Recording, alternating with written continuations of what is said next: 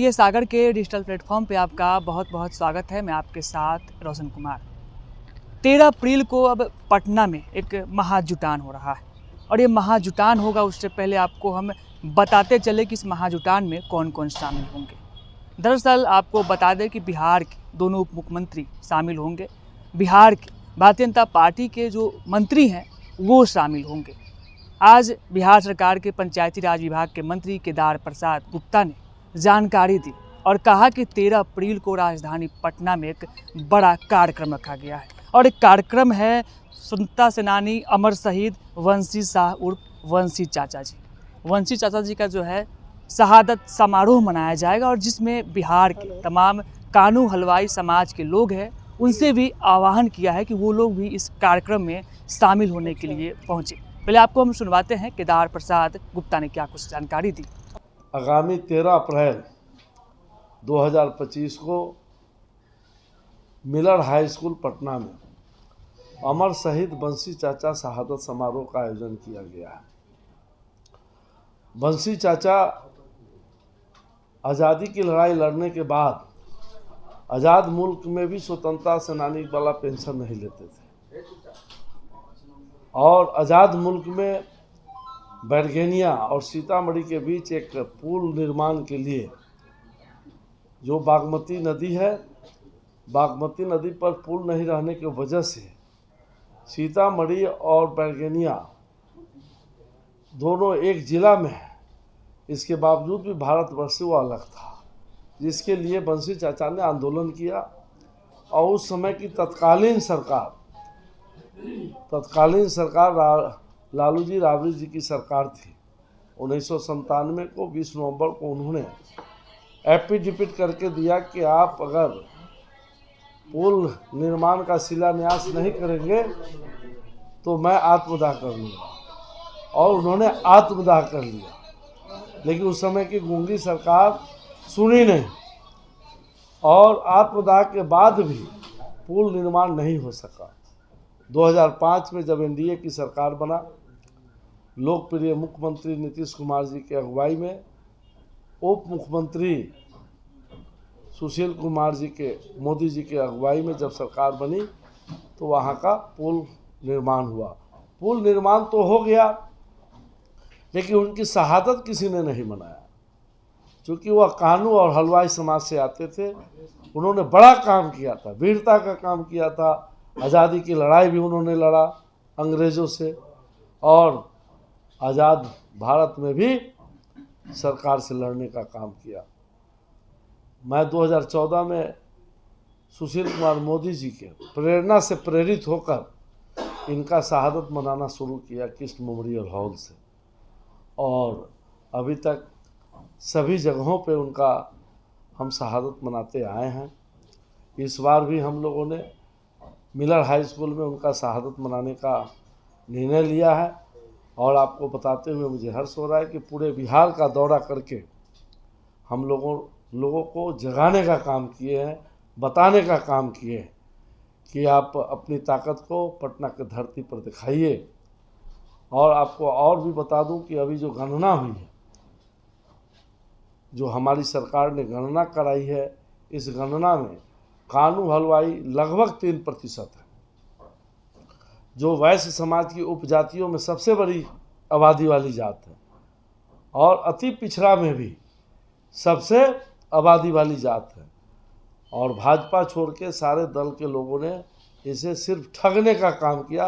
आज़ाद भारत में एक एनडीए सरकार में ही इस समाज को सम्मान मिलने का काम किया। हरि बाबू को भी मंत्री बनाने का काम किया गया, प्रमोद बाबू को भी 2 बार मंत्री बनाने का काम किया गया, और कानू हलवाई के बेटा केदार गुप्ता को भी इस बार कैबिनेट मंत्री बना करके सम्मान देने का काम भाजपा और एनडीए ने किया है। और ये बात सही है कि जो आबादी है हमारी, उसके अनुसार राजनीतिक हिस्सेदारी नहीं मिली है, जो समाज के लोगों का मांग है।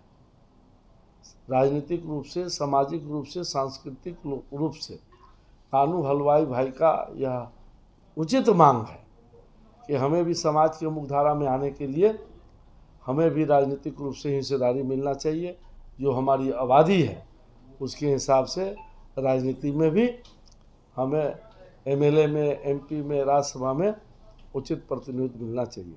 मैं समाज के लोगों को बताने का काम किया हूँ, आश्वस्त किया हूँ कि पटना के धरती पर आप आइए, अपनी आबादी और अपनी ताकत को दिखाइए। निश्चित तौर पर शीर्ष नेतृत्व देखने का काम करेगा, क्योंकि भारतीय जनता पार्टी ऐसी पार्टी है जहाँ लोकतंत्र है, सभी जाति, सभी वर्ग, सबका साथ, सबका विकास और सबका विश्वास के साथ चलता है। लेकिन अपनी ताकत को तो दिखाना पड़ेगा। तो इस ताकत को दिखाने के लिए कानू हलवाई भाई को हम लोगों ने आग्रह किया है, विनती किया है पूरे बिहार से, और लगभग 10,000 से ज़्यादा लोग इस शहादत समारोह में शामिल होकर अपनी एकता का परिचय देंगे। डॉक्टर दिलीप जायसवाल जी आएंगे, राष्ट्रीय महामंत्री बिहार के प्रभारी आदरणीय विनोद तावरे जी आएंगे, अपने बिहार के उप मुख्यमंत्री माननीय डिप्टी सम्राट चौधरी जी आएंगे, विजय सिन्हा जी आएंगे, इसमें पूर्व केंद्रीय मंत्री राधा मोहन सिंह जी आएंगे, इसमें मंगल पांडे जी रहेंगे, इसमें आपको प्रेम बाबू रहेंगे, डॉक्टर संजय जायसवाल जी रहेंगे। मतलब भारतीय जनता पार्टी के शीर्ष नेतृत्व करीब करीब इसमें रहेंगे। क्या एनडीए के घटक दल से भी कोई दरअसल मैं शुरू से यह कार्यक्रम करते रहा हूँ और इसमें भारतीय जनता पार्टी के ही शीर्ष नेतृत्व का शिरकत होता रहा है, इसलिए भारतीय जनता पार्टी के शीर्ष नेतृत्व ही इसमें शिरकत करेगी। भाजपा ने 2 टिकट सिर्फ देते हैं, एक केदार गुप्ता को कुढ़नी से, प्रमोद कुमार को मोतिहारी से, और दल तो कोई देता ही नहीं है।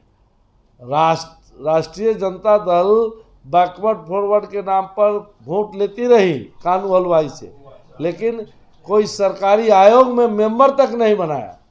हाँ, ये बात सही है कि जो हमारी हिस्सेदारी होनी चाहिए आबादी के अनुसार वह भाजपा में भी नहीं मिला है, लेकिन हम आशा करते हैं कि अपनी ताकत को दिखाएंगे, जो दिखता है वही बिकता है।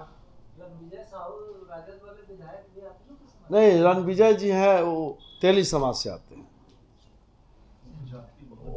हालांकि कहे ना कि वैश्य समाज की जितनी उपजाति है उसमें कानू हलवाई सबसे ज्यादा है। अब तो हाथ अंगन के आरसी का, पढ़े लिखे का, फारसी का अब तो गणना हो गया है।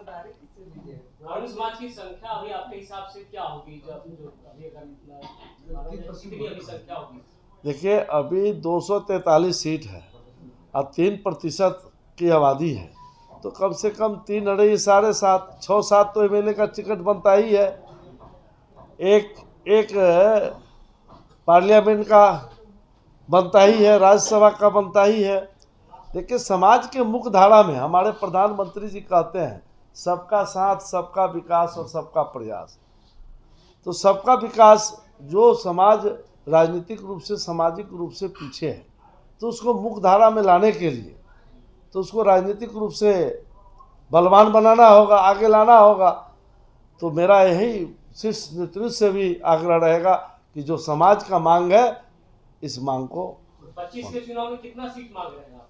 25 के चुनाव में मैंने कहा ना कि जो आबादी है, मुझे दूसरे समाज का हक नहीं चाहिए।